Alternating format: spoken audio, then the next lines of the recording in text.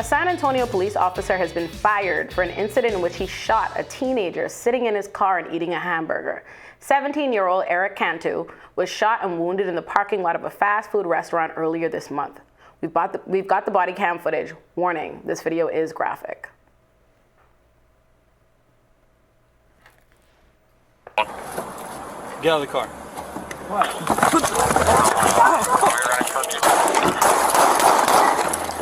Shots fired! Shots fired! Shots fired!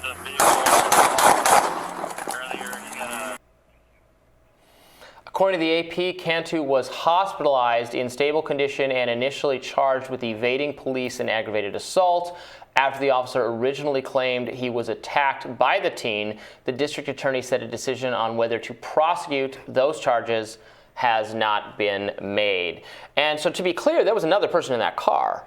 There was a girl in the passenger seat. So, I mean, even if you think like he was justified in shooting at the car, which I'm not saying that, but you could have killed the passenger. You don't care. They don't care who he doesn't care who he kills.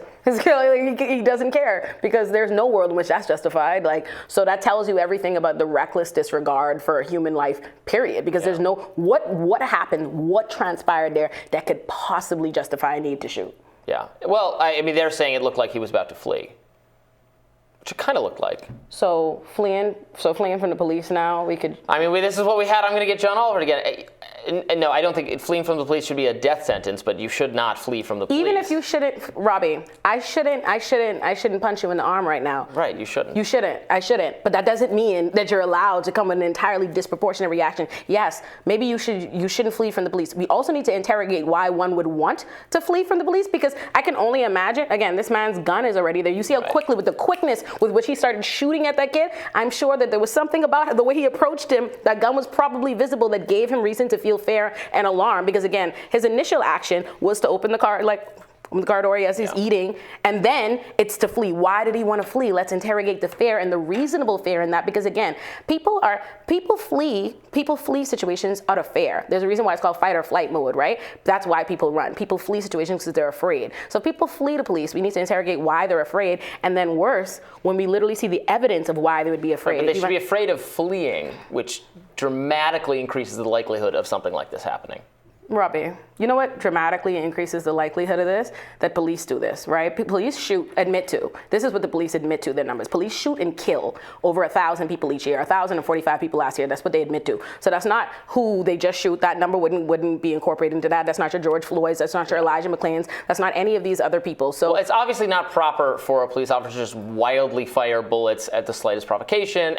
We saw a kid eating a sandwich. He could have shot somebody else. He could have hit. That is not enhancing public safety. It's not just that he could have shot somebody else. It's that he could have shot he wasn't supposed to be shooting at that kid regardless. Even if there was nobody else, pretend it was completely an empty, destitute area and nobody else could be harmed. That person should not be harmed.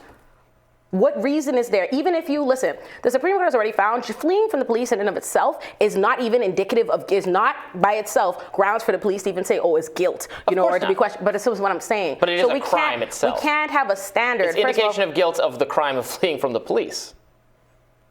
Fleeing from, so usually, resisting right, there isn't an action, resisting arrest, but we have to actually know whether or not there was any grounds to arrest. That's a whole nother legal analysis, right? Because we don't know anything about what he's even coming to come speak to this kid about, whether or not he even has legal standing to question and what reason is he approaching the kid's car. We don't know any of that. So we can't say, oh, fleeing arrest, because we don't know whether or not there was a lawful arrest that could be made in the first place. Also, additionally, it's not fleeing from the police is not itself a charge or a crime. There is a charge called obstructing governmental administration. If we had some other lawful reason or something that we know that's going to happen. But right now what we have is the police officer behaving unlawfully. This right here is trying to kill somebody. You're literally shooting indiscriminately towards them. And then afterwards, your immediate actions is to lie on him and then have him charged with crimes. And now we don't know whether or not we'll charge the officer. There's nothing here to defend or mitigate, I don't think. Okay, but I agree. But we should have a general rule that you don't just drive off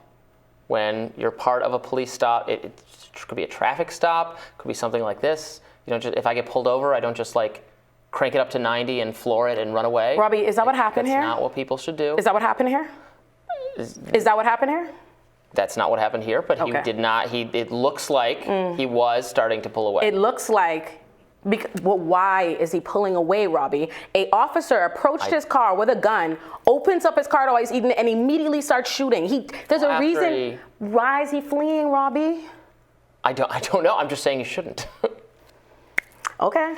I mean, but that is true. Robby, I hear you. That doesn't remove, obviously, the responsibility of the police officer. There's a world. We have to live in a reasonable world. If you literally watch officers, we already know we live in this is a consistent thing, right? Like, I'm not making this up. An everyday reality in this country is that police shoot and kill someone every day. Not just shooting people, not just harming people, not just assaulting anybody, not just any level of police brutality. No. Police are shooting and killing people every day in this country. So there is a problem now when you look at a video and you cannot find unlawful activity from this kid. You see a kid eating a sandwich, police officers open up his car door and then immediately start firing. We have nothing that's been presented to us even after the fact. Think about it in a police narrative. They have yet to even present to you what were you approaching him for? What were you questioning for? What is he accused of? You haven't heard it because there probably isn't actually anything. For somebody to be charged with resisting arrest, there has to be. Well, I've read this story and they said that the officer thought that was a car of someone he had tried to pull over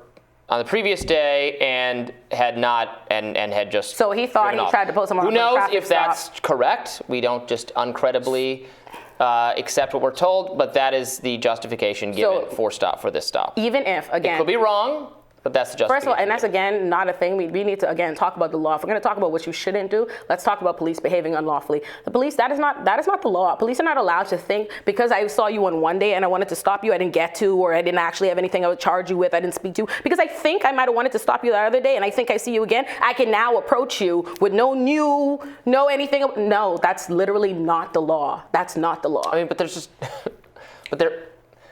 There is no law if there's no enforcement of the law to some degree. Like I'm a libertarian. There's a lot that we enforce that I just don't think it should be illegal. I don't think it should be the law, and I want police to behave more responsibly and to be disciplined when they don't behave responsibly, as they frequently don't. But if we're going to have laws at all, and I think overwhelmingly most people think there need to be some laws, and thus there also then needs to be some enforcement of them, that you can't just ignore. What laws are being, one, what laws are the police enforcing here? You have yet to find me one. But second of all, if you believe that police should be held accountable, these things shouldn't happen. If we are watching, we literally just saw a video with a teenager eating a sandwich, and then the police start shooting at him and his car repeatedly, and we're not having a discussion about that officer being prosecuted or what unlawful conduct he's committed. Well, we are having a discussion. We're having a discussion, but we are not having a discussion about the officer's conduct. Instead, we keep talking about,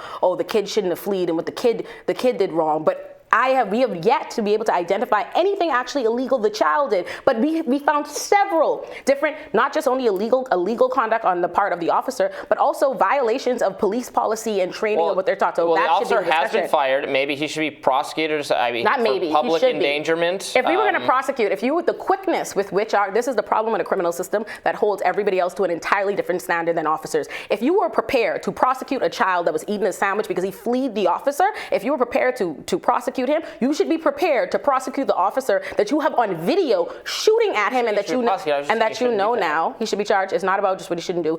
You should be prepared to prosecute that same officer for not just shooting at this child indiscriminately, but also lying about it. Because again, you have to interrogate the lie. If the child was acting unlawfully, if the police were justified in their behaviors, why are we lying? That much is not undisputed. We know that it was a lie. That was information presented to us up front. Well, I want to read the police chief's statement here. There's nothing I can say in defense of that officer's actions that night. I think what happened initially, there was some contact made, but that did not justify the shooting, which is what we're saying. Yeah, because it was in a parking lot. There was another passenger in the car. We do not want police who just fire their guns wildly at the slightest provocation. I agree on that. I just don't, just as a norm, because we've talked about this on the show before, people take on greater risk, personal risk.